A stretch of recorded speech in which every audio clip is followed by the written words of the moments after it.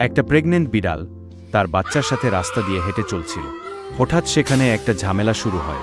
সেখানে অনেক লোক ছোটাছুটি করতে থাকে এবং বিড়ালটা আঘাত পায়। বাচ্চা বিড়ালটা কাঁদতে থাকে এবং তার বাবাকে ফোন করে। মানুষজন ধরাধরি করে বিড়ালটিকে অ্যাম্বুলেন্স করে হাসপাতালে নিয়ে যায়।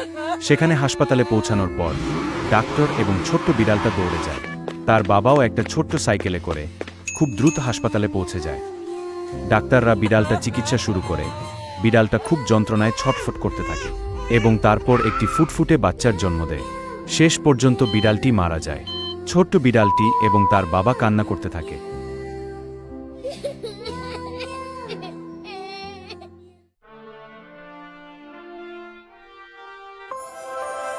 তাদের কান্না দেখে ঈশ্বর বিড়ালটিকে আবার জীবিত করে দেয় এবং তারা তিনজনে খুব সুখে বসবাস করতে থাকে।